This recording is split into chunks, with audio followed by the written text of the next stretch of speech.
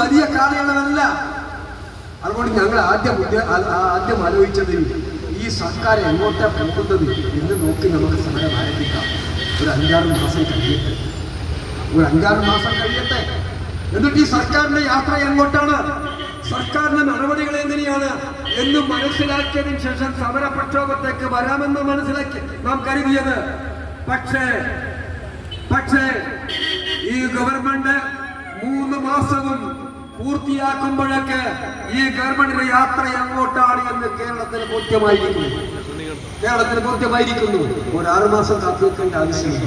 ഇനി നമ്മൾ കാത്തു നിന്ന് കഴിഞ്ഞാലും സംഘടനകളോ പാർട്ടികളോ പ്രതിപക്ഷ പാർട്ടികളോ കാത്തു നിന്നാൽ പോലും ഈ നാട്ടിലെ സാധാരണക്കാർ കാത്തു നിൽക്കാൻ പോകുന്നില്ല. കാരണം അവിടെ അന്നമാണ് മുട്ടിക്കുന്നത്.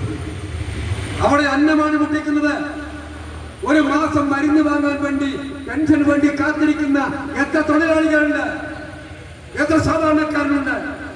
ഒരു മാസക്കാലത്തെ പെൻഷൻ വാങ്ങിക്കഴിഞ്ഞാൽ ആ പെൻഷൻ ഉപയോഗിച്ച് എന്തെങ്കിലും കാര്യങ്ങൾ നിർവഹിക്കാൻ എന്ന് കരുതുന്ന എത്ര 10,000 പേരുണ്ട് ഈ നാട്ടിൽ.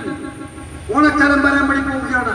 ഈ ഓണക്കാലത്ത് ആ പെൻഷൻ ലഭിച്ചു കഴിഞ്ഞാൽ എന്തെങ്കിലും കാര്യം ചെയ്യാമെന്ന് ആഗ്രഹിക്കുന്ന എത്ര ആളുകളുണ്ട് നമ്മുടെ നാട്ടിൽ. എന്തിനാ അവരെയെല്ലാം ഇങ്ങനെ ദ്രോഹിക്കുന്നത്? അവർക്ക് തെറ്റാക്കിയത് എന്തിനാണ് ഈ സർക്കാർ അവരെ ഇങ്ങനെ ദ്രോഹിക്കുന്നത്?